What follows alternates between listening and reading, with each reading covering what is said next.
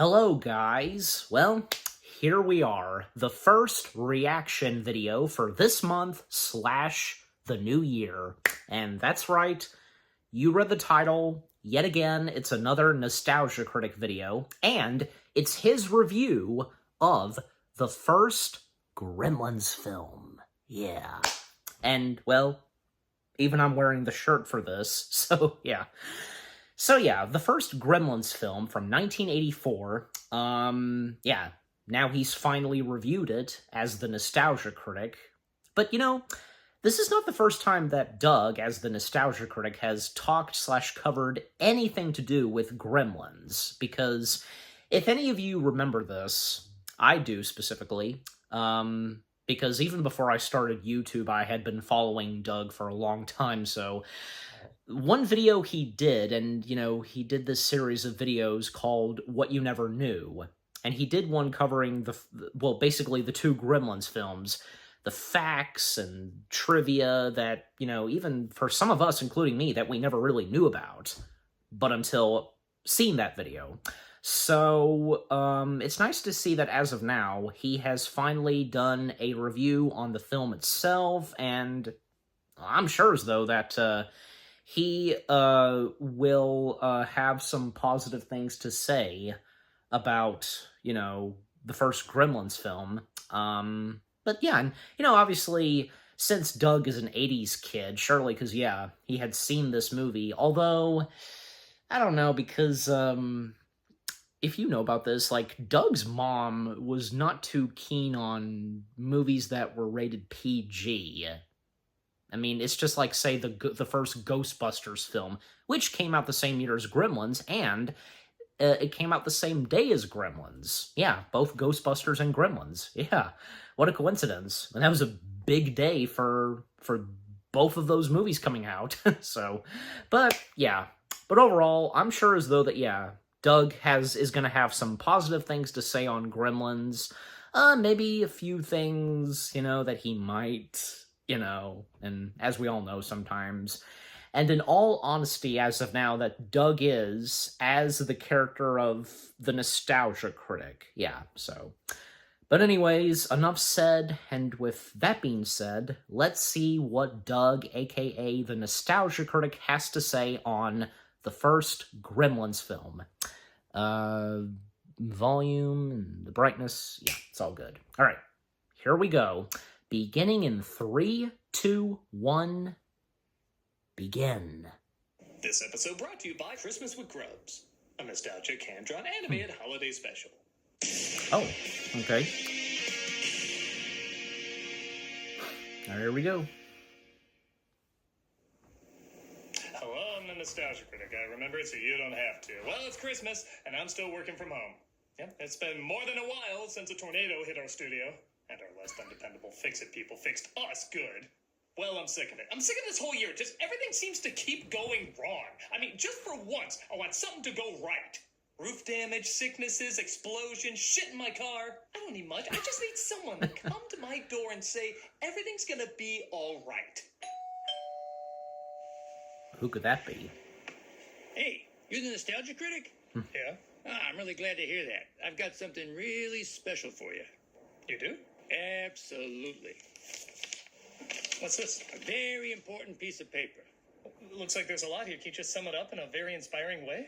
Well, we're going to be doing construction on your road today. What? That's gonna make a ton of noise. Don't worry about it. We'll be out of here in like 3 years. But that road is fine. What's the reason? It's Illinois. We don't need a reason. Bye. Is this for real? Louder. Okay, I wouldn't... I'll review Gremlins this Christmas. Yeah, and seeing as how, celebrating its anniversary, very fitting. Another film people like to ask, is that really a Christmas flick? Well, I literally can't hear the song Christmas Baby Please Come Home without thinking of the film's title plastered over a snowy town, so I say that counts. There's a ton of references to the holidays, imagery's all over the place, and the most gentle way to tell your kids there's no Santa Claus. It all checks out. The surprise hit from director Joe Dante and writer Chris Columbus shocked many with how successful it was, and started a trend of obvious knockoffs for several years to come. Oh, yeah. More surprised, though, with how well it did than the people who made it. Chris Columbus originally wrote a hard R film with little to no optimism. And Joe Dante, with producer Steven Spielberg, added a lot more youthful wonder to the script. Most people thought the clash of styles would sink the film, but 40 years later, people still love coming back to it. It got people's attention with a clever advertising campaign that kept what the Gremlins looked like a secret. Gremlins. They'll be expecting you. Not knowing what kind of film they were going to get, audiences loved the surprise of 1 minute evil monsters getting blown up in microwaves, and the next singing Hi-Ho from Snow White. It's a one-of-a-kind flick that's still being talked about, and we're going to talk about it this Christmas Day. Because with everything going on, it just feels like the proper Christmas flick. Yeah. This is Gremlins. The film opens basically as 80s as it can, with Eddie Valiant and Short Round walking around Chinatown. Let me introduce myself. Peltzer's the name, Rand Peltzer. You may think this is a film noir, but it's a horror, romance, Christmas puppet thing. I don't get it either, but it's gonna make a bump. Well, go ahead, mister. Look around. This is Randall Peltzer, played by Hoyt Axton, who's looking to pawn off his shitty inventions. The bathroom buddy. You got yourself your toothbrush. You got yourself a toothpick. Plus, it's half the size of our current cell phones. You forgot to brush your teeth. You got yourself a bad case of dragon breath. Did we mention this was Chinatown?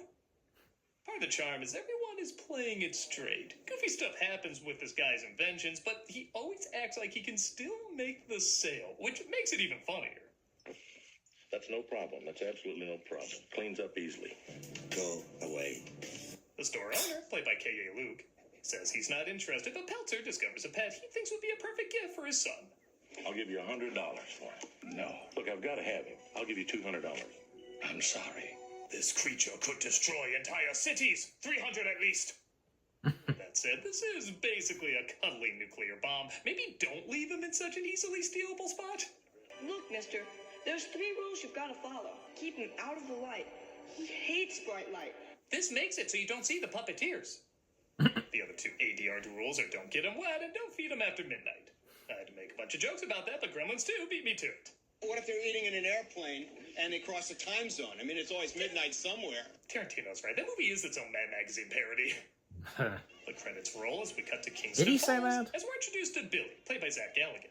You're rolling with Rockin' Ricky Rialto, the voice of Kingston Falls, USA. Indiana The Jones. forecast calls for 2 more inches of obvious fake snow. And while in town, Rest in check out peace, the Dick Spielberg Miller. In-Joke Film Festival. Hey, Dr. Moreau. E.T. Save the Hill Valley Clock Tower? It is the same set we even have a previous resident. True. Wait, really? Because I didn't Must be a Swedish name. notice. We're also introduced to his co-worker Kate, played by Phoebe Cates. Sign this petition. What's it for? It's to stop me from wearing the nightgowns I wore when I was 8. I have a problem. Oh, We God. see Mrs. Deagle, played by Polly Holliday. AKA Which sounds like a lyric from Disney's Robin Hood. Who's so nasty she makes people go, oh. Good morning, Mrs. Deagle. What's good about him? Oh. My AKA entire family burned to death right in front of me, but that was worse. I don't like interrupting Doug, She's so but mean she doesn't give starving families a break and wants to kill Billy's pet for knocking over her decorations. The bank and I have the same AKA purpose in the life, bitch. to make money. I want your dog. She really is a mixed drink of Mr. Potter and Miss Gulch, isn't she? The old bath never looked better. It's great. Thanks. Well, that means a lot coming from you, Mr. Freeling. Actually, it's legendary animator Chuck Jones. I guess he knows something about green monsters at Christmas. And while I know a lot of Yeah. people are aware of that, I'm not sure how many people picked And up what's he's in face? watching one of his own cartoons, shaking his head in disappointment. What can I say in the face of such humiliating evidence? It isn't. maybe he wasn't too proud of He sits that down with the actor specific who Looney probably Tunes got hosed the cartoon. most in terms of screen time, Judge Reinhold. In the original version, he had a ton of scenes overly obsessing over his job. My favorite being both a funny and kind of uncomfortable scene where he locks himself in the vault, escaping the Gremlins, and doesn't want to be freed. Where are the keys to the vault? You think you can come waltzing in here at any time of the day or night without an appointment? You've got to make an appointment with me now. They weren't essential to the plot, though, so we get a "you'll never amount to anything" scene and a "you putz." You putz. That calls for a credit above Dick Miller. I don't know. I mean, Peltzer returns home worked with out Billy's fine gift. without him being in this the whole time. A little mogwai named Gizmo, played by Howie Mandel, doing Skeeter's voice. Oh yeah. Some things I forgot to tell you guys, and they're really important. Don't feed him after breakfast. He loves water. Get him plenty of sun. I think that's it. They certainly cutened Gizmo up in the sequel to a point where they use that image in this film's advertising. And while I do prefer prefer that design a little more, he does look closer to an actual animal in this one, with his fur and ears looking more rugged. It does make him a touch more believable. You know, you should just buy orange juice and cartons. It's a lot easier. Billy's friend Pete drops by, played by Corey Feldman. There's something about this town encourages people to hang with boys half their age. And he accidentally spills water on Gizmo, causing him to multiply. 1, 2, 3, 4, 5 new ones. It's incredible. Oh, he is neat. Comics, the original, so it's not on TikTok. His father, however, is pretty amazed. I'll bet every kid in America would like to have one of these. In about 10 years or so, when they figure out too late they can sell toys on this, it might be a hit. They apparently don't play nice with other pets, though. Barney, who did this to you? Hold on, I'll get you down. See what I mean? This is the kind of mean-spirited Christmas movie I need this year. It looks like Mike Flanagan directed Santa Paws. I've just gotten used to nothing good happening this year. There better not be a contrarian call of good news. Hello? Critic, it's the devil. Hey. Do I wish you a Merry Christmas? Do I wish you a happy 9/11? See your point. I'm calling to let you know that we're expanding our operations. Oh, that's great. You know, I keep looking around saying, hell really is on Earth. So much so that we're expanding it to your basement. What? Get ready for endless screams and elevator music by Randy Newman. But why me? You think you don't deserve it? You know, this isn't the upbeat call I was waiting for. Good.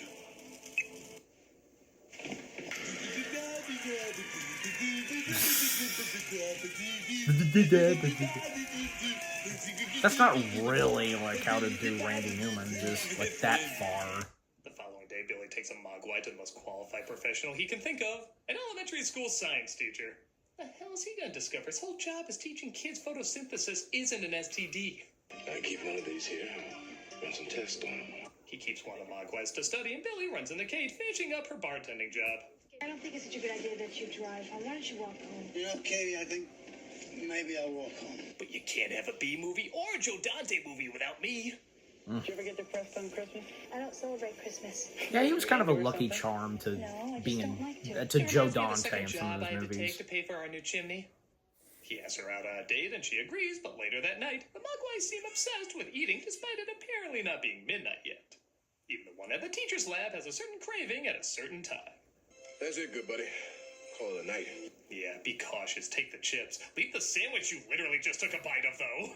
Doofenshmirtz is a more reliable scientist. The next morning, all of them except Gizmo, who didn't eat anything, transform into cocoons. Again, if I went to this movie not knowing what these things looked like, this would hype me up as hell. Billy's mother, Lynn, played by Frances Lee McCain, asks if he fed them after midnight. No, wait a minute. Aw, did I sleep chew through electrical cords again? Well, his father's at a convention of 1,000,000 Easter eggs. The time machine disappearing is my personal favorite. The cocoons start hatching, Yes. including the one Did in he the point out teacher's Spielberg? lab. I think I missed that. When I got you Because Spielberg drives by in like a be hungry. car or something. This would be a great Snickers ad. You're not you when you're hungry. Snickers, get some nuts. Yeah, but that guy's done for, sadly. The eating glass. No, that's the wrong type of Muppet. But at home, Lynn finds they hatched as well and gets a good look at these gremlins. Wow. What's the name of that specific I lake? prefer the design of them a little bit more in the sequel. They have a little bit more personality to them. But I have to remind Even myself I've felt that way once this film too is for a long constantly time. pulling off, it probably does make sense to make these things look more evil than unpleasant. I also love the detail of the gremlins' handprints. That's something you probably wouldn't make out in most other versions, but on Blu-ray, it's a nice detail. Oh, also, the mother's pretty badass in this scene. Yep. Very brave at doing that stuff. With no problem whatsoever. Waiting for gremlins to attack her house. And as I mentioned before, the famous microwave scene. Ugh. God, does that still leave an impact? Disturbing. No, Billy got a new gremlin ornament. Wait a minute! Billy saves her, but discovers there's one left. Their leader, named Stripe. And he has a cold, that's very important. Billy chases No, him he's down to just a gym where he jumps in the crying swimming pool. because the murder of his first army of This gremlins. is one of my favorite oh shit moments. Because because you know things are about to get a whole lot worse, and there's nothing you can do about it. Everything's about to go to absolute insanity. Yeah. Again, you can see why I sympathize with this film this year. Now what? Louder. No more! Poor Doug. What? Rob, what are you doing here? Look, what is it? I don't usually do this, but I hear you've been going through a difficult time. Huh? Yeah. No kidding. Apparently you've been miserable and even downright hopeless.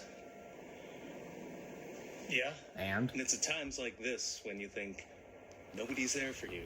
You could just disappear and not even leave an impact. Yeah. Your point? You're just gonna walk off? Well, that's a... Thanks a lot, Rob. Like, that's... Hey, so doing something a little different this time. I'm actually recommending an animated short Christmas special called Christmas with Grubs.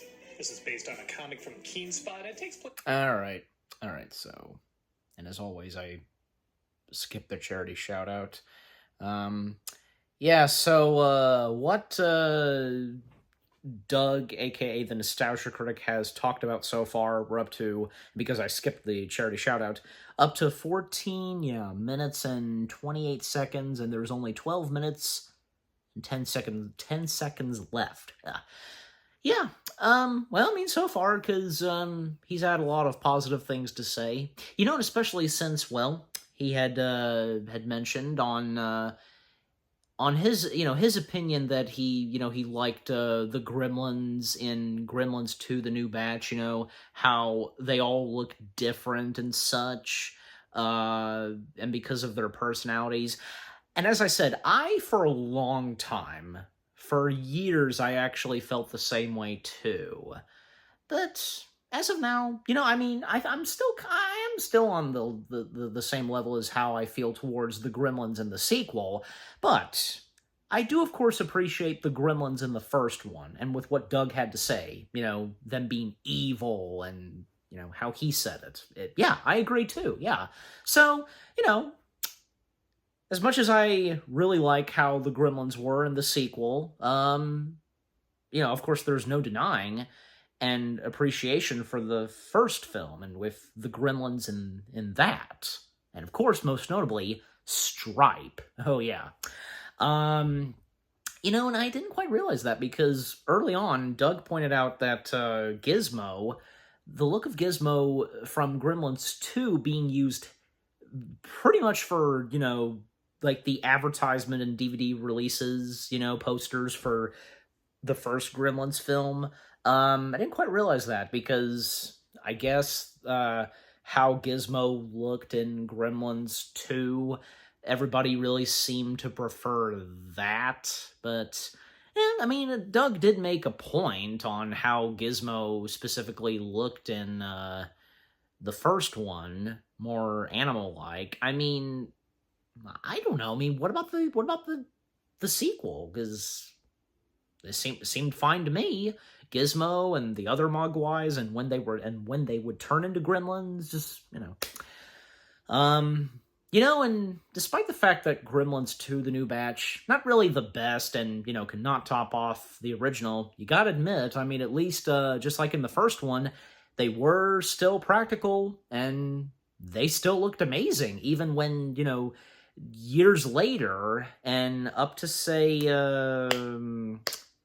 6 years? Yeah, 6 years after the first Gremlins film came out, in 1990, when Gremlins 2 was released, and, the technology of practical effects by then, and, 1990, still, they looked pretty good. Yeah, and I don't think I heard of that, where Tarantino said that Gremlins 2 being its own Mad magazine. Well, technically, Gremlins, both Gremlins films, they got their Mad magazines. I had them, and I read them. And I remember most notably, for the one of Gremlins 2, it ends off with Billy, chasing after Gizmo. Let's kill that thing. Just if you've had the Mad magazine of Gremlins 2, you know, so, yeah. And by the way, because, if there's anything else, yeah, because Mrs. Dingle, I think, yeah, that's her name, because as I said earlier, and yeah, pardon my French, the bitch, and that's pretty much what she is. And oh boy, because what Doug, as the nostalgia critic, like, what he's gonna say about her demise, and I feel as though that probably that was like the only time like we were rooting for the Gremlins to dispose of her, don't you think? Just yeah. And she technically got what she deserved. Not to mention, there's a portrait, and on the stairway, and it's like, as her chair is being repelled backwards, and then, like, sending her, like, flying through a window, there's a picture that's, like, staring at her going up, and if you know what I'm talking about, I'm pretty sure that, yeah, Doug is going to mention it. He did in the What You Never Knew About Gremlins video, so I'm sure he will once again bring that up, so, yeah. And what else will be coming along? So, yeah. Alright, but enough said. Time back in. Who says this isn't a Christmas movie? Look, it became a Rankin Bass production. The Gremlins start going through the neighborhood, wreaking havoc. Shirley, will you quit messing with the TV? Oh, honey, you should put on a Roger Corman movie, preferably one we're in. The Gremlins drive the snowplow, and despite this being a pretty impressive bit of destruction, these characters proved to be so likable, they wrote in later in a news report that they survived, despite the scene clearly indicating they got killed off. Yeah, because Duke's come out of his coma. Doc says Duke's gonna be A-okay. yeah, because they came back in the sequel. Innocent carolers. I feel like in another universe she'd fall into a vat of chemicals and become a supervillain. We'll just have to settle for her ability to fly. They seem to like Kate. Aw, I didn't talk about the portrait staring at her. And this causes them to act even crazier than before. Still better than Blackout Wednesday. I don't think I get that reference. Okay, there's nothing there, but wouldn't it be hilarious if it was the one gremlin who had a dick? And that joke would be reused in the sequel. We hope you're enjoying this early preview of Gremlins 2. Again, imagine going to this movie, you don't know what the monsters look like, it seems like it's going to take itself seriously, and then you get scenes like this. Well, some days you just can't gremlin. Billy bursts in, though, to save him. You alright? Help me! They don't tip! They make their way to the bank, where, as almost everybody has pointed out, right the hell out of nowhere, Kate starts talking about her tragic backstory about her father gone missing around Christmas. Yeah. Now I have another reason to hate Christmas. It was Christmas Eve. Well, I was 9 years old. Even Billy's like, hello, can you figure out how we got to this moment? A couple hours went by.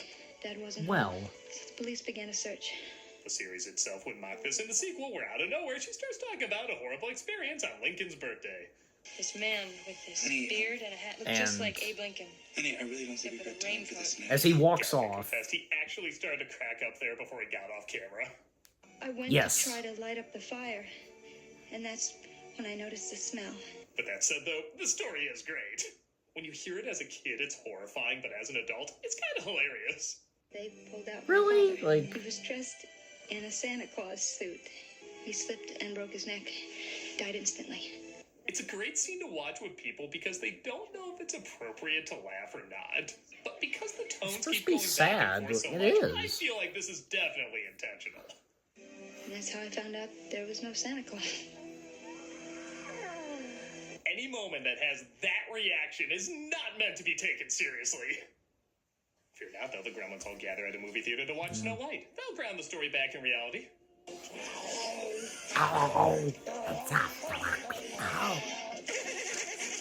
This isn't even like that amazing. You got Mickey Mouse ears. It's just so odd and specific. It's pretty hard not to be enjoyably memorable.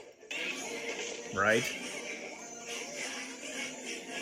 God, it's like being trapped in a theater with Wicked fans. They're watching Snow White. And they love it. You just know Warner Brothers Wait. was like, we had to do Snow White, didn't we? We couldn't make it a Bugs Bunny cartoon. Hell, we had one of the Bugs Bunny guys right there. Yeah, we'll make up for it with an awkward opening in the next one. Also, it comes full circle. I'm pretty sure Disney's putting Gremlins in Snow White now. I was going to mention something about that. Movie theater showing a Disney film that appeals to little monsters. That feels like a Warner Brothers move. Really? Oh, Stripe. But one gremlin is still left in the department store, so they go in to try and get it. Thanks, Kate. Why don't you just turn on the sprinklers while you're at it? Well, how's she supposed to know? Just like which buttons specifically? Jesus, how big is this department store? It looks like the size of a Walgreens. Hell, they're promoting candy in the front window, but it's big enough to sell chainsaws? They have a big fight until Stripe gets to the fountain. Billy tries to stop him despite his hand clearly getting wet. But Gizmo saves the day by pulling the blinds down and killing him with sunlight.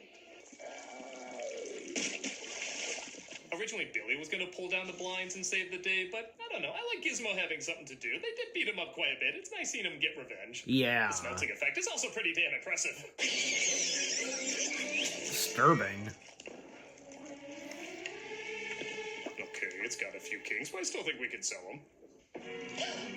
Later that night, though, the proper owner returns to retrieve what was stolen from him. Conflicting eyewitness reports concerning little green men. You teach him to watch television. He wasn't even phased that the whole town was taken over by monsters. That's like saying Godzilla destroyed the entire city, and even worse, he's smoking. He has something to say to you. They say their farewells, as obviously Gizmo has to go back. I'll shit on your bed. Powerful words. He walks into a Thomas Kincaid painting and the credits roll. Yeah, see why I went with this movie? See why this is the one I picked for this Christmas? I mean, by God, how can this year get any worse? Insert doorbell or phone ring here. Phone ring, nice choice. What? Hello, this is Mandy. Who the hell is Mandy? Oh, I'm Yeah. a fan. I'm sorry, I know it's inappropriate to call you, but what I have to say can't be summed That's up cool. in an Treasure email. Planet Look, and this really isn't something you Hercules should be doing. posters, Your mini videos have mini meant a lot posters. to me. Okay, I'd be lying if I said I couldn't use a bit of an ego boost right now. I've been watching You you should for be years, appreciative and your that- reviews have really gotten me through a lot. Yeah? When I was younger, I was bullied a lot for being different, and your videos gave me something to escape to, something to look forward to. Well, thank you. That does actually mean a lot to me. Has there You know what my not favorite been review anyone is? like The Mandy? Wizard. Oh, wow, you have been watching for a long time. I know it seems like such a Me little too. thing, but your videos, as silly as they are, give me something to rely on when everything else in my life is uncertain. Well, I'll be honest, that might be exactly what I needed to hear. Thanks, Mandy. That really went a long way. Thank you, angry video game nerd. I'm the nostalgia critic. Sorry, wrong number. Bridges to yeet oneself off of. Oh my god. Oh, there's 3. All right, let's go. Hello. Hey, Santa Claus. Santa Christ here. Can you meet up for a little Christmas commingle? Is it worth it? I think so. What are you doing now? I was on my way to do some plummeting. Oh, well. Can you meet up before you do that?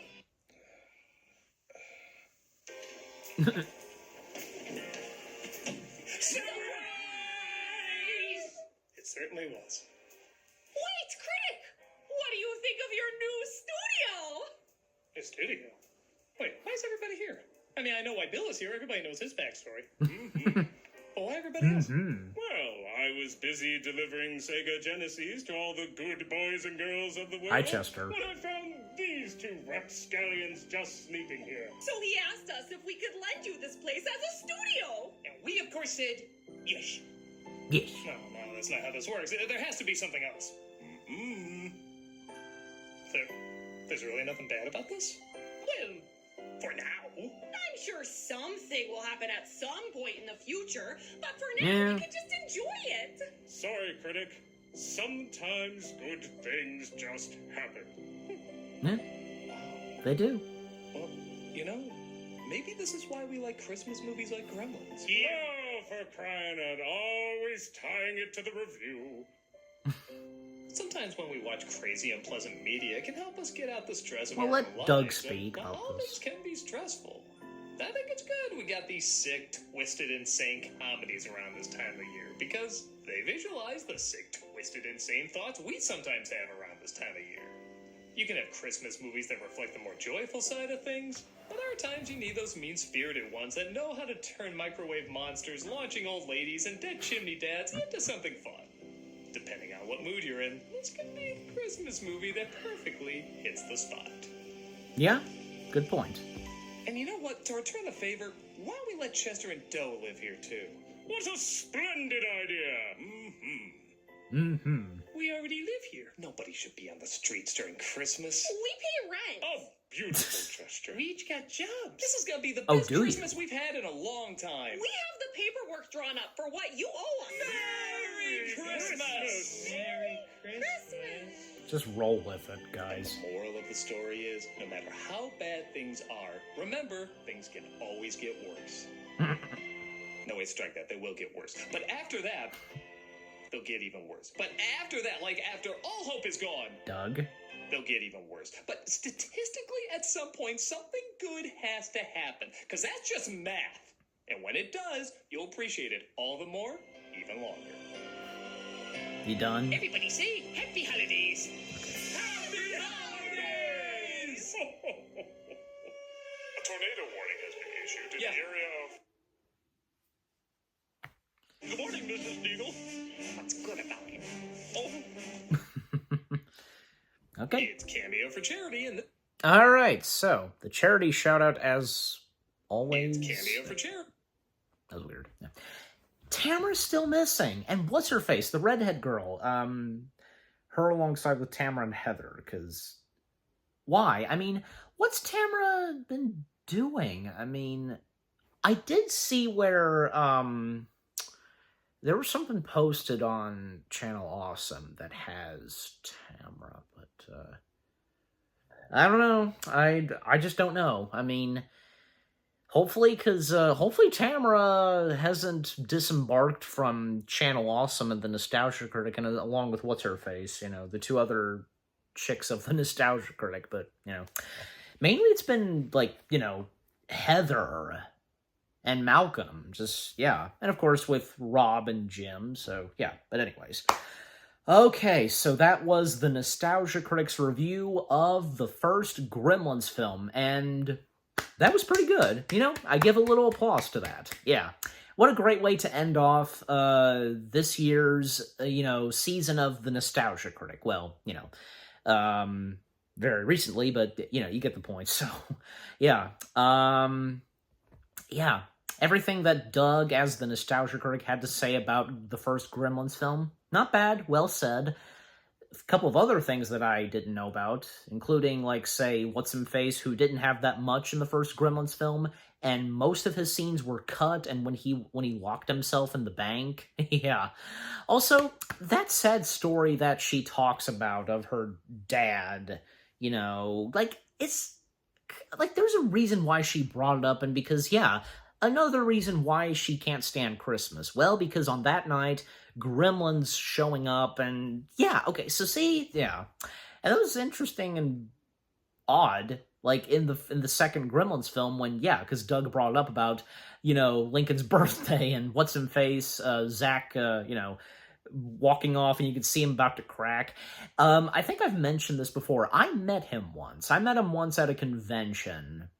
Nice guy, and, you know, talked with him just a little. Even mentioned to him that I got to see the first Gremlins film in theaters because of Flashback Cinema, so, yeah. But yeah, it was great to see him. And also, yeah, other things that Doug brought up about, well, I mean, because... complimenting on some of the practical effects, and I should have known, and even I was going to, a joke on the Snow White live-action remake, because imagine the Gremlins watching the live-action remake. Now, how do you think they would react to that? I hate to say it, but sadly it's true, so, Yeah, and also the running gags, the segues of Doug, being interrupted, like, say, construction outside of his house, or say, the devil, Malcolm, bringing, hell to his basement and such, the screams and Randy Newman. But in the end, it all turned out great when, yeah, as of now, getting a new studio. I mean, I presume the other studio they just couldn't find a way to get it repaired or something, and that's my guess. But yeah, but if like this is actually a different studio, and yeah, well, that's good to see. And well, obviously, we are going to be seeing the new season of the Nostalgia Critic for this year in the new studio, and that's great to see. Finally, because almost throughout, last year, he had been doing Nostalgia Critic episodes, Doug, at his home. Not that I'm complaining, and I'm sure the same goes for all of us. It's understandable, and you know what? This is not the first time that something like this has happened. Even from the beginning, when Doug started doing the Nostalgia Critic, he was doing this at his home, and with the iconic yellow background. But ever since, he brought back the Nostalgia Critic in a brand new way. He had gotten, a new studio, well, a little later, because, gotten a new home and then got a studio a little later. Just, you get the point. Yeah, so, yeah, because it was around, during one of the Nostalgia Weens where, yeah, his review of the Shining miniseries, that's when, and in that episode of the Nostalgia Critic, they moved into their very first official studio. Yeah, so, but it's great to see that, yeah, again, now they've found a new studio, and it's thanks to Chester and his partner, that Heather plays, and they've been living there. But do they have jobs? Gee, I'd like to know. I'd like to see what they do and how they do rent and live in that place. But overall, because them giving Doug, aka the Nostalgia Critic, their place as a studio, yeah, that's nice of them. So, and anything else I'd like to point out that, because of what he had to say and, his review of of Gremlins. Yeah. Well, again, as was mentioned, because I think I've always missed this, where Dick Miller's character, who, he and his wife, on-screen wife, getting, hit by the snowplow, well, because apparently they survived it, and, them once again coming back in the sequel, and even in the sequel they had bigger parts, and even Dick's character helping out Billy and the others at the building. Yeah, so nice to see that he got more in the sequel, and when he actually helped out. I like that. Yeah, but is there anything else? Well, I don't know, but, here's another thing. I was thinking of this because you realize that, when it comes to the main Gremlin antagonists in both Gremlins films, in the first one it's Stripe, and in the second one it's Mohawk. They're the more serious Gremlins, especially because they know exactly whom they're going after and, going to kill, basically. And boy, because, them knowing how to, handle weapons and such. You know what I mean? Just, yeah. Definitely, yeah, because, Stripe and both of them, Stripe and Mohawk, they're the more serious and evil Gremlins. And boy, how they meet their demise. And even when it came to Gremlins 2, it got very creative, especially since some of the Gremlins were taking some specific potions and drinks, of course, most notably, two, actually, the Brain Gremlin, and as well as the Gremlin who becomes a Lady Gremlin, and has falls for Robert Ricardo's character, aka the doctor from Voyager. So, and as well as a couple of others, of course the one gremlin who becomes the phantom gremlin of the opera. I guess that's the best way to put it. Or even, say, one that turns into a bat, or one that, becomes electric. Or, say, the one that becomes, vegetables. And a couple of others. Even Mohawk, because he knew what he was doing, because he took a potion that, be turning into an arachnic spider and such. Yeah. And the climax for Mohawk, and when he meets his demise, and Gizmo being a badass at that moment. Pardon my French, but it's true. Yeah, because a bow and arrow with flames, and so how cool is that? Just like in the first one, Gizmo once again having a heroic moment, and so, is there anything else? Well, I think that's pretty much it, because, all that I've had to say, and now that I've finished reacting to it, and just overall, the Nostalgia Critics review of the first Gremlins film, it was pretty good. A good review, and great way to end off, another season of the Nostalgia Critic, and, of course, around the holidays, and even, for it closing off right as, well, they've now moved into a brand new studio, and from there on. Despite the fact, what Doug was saying, that, just what some of the characters were saying, but anyways. But again, that was a pretty good review on the first Gremlins film, without a doubt. I enjoyed it. And what about you guys? What did you think of the Nostalgia Critic video itself, his review on the first Gremlins film? Anything you agree and disagree with? But I'm pretty sure that, all that Doug had to say as the Nostalgia Critic, very positive, respecting and praising the first Gremlins film, and why he chose this to be, the last Christmassy film to review, and, well, again, not to mention the first Gremlins film celebrating its anniversary. Perfect time to review it, don't you think? Yeah. And which is your favorite Gremlins film? This or Gremlins 2, The New Batch? Do you like both? And just, what are some of your favorite moments from the Gremlins films, and what Doug pointed out and such, and the funny segues / segments that happen in this review?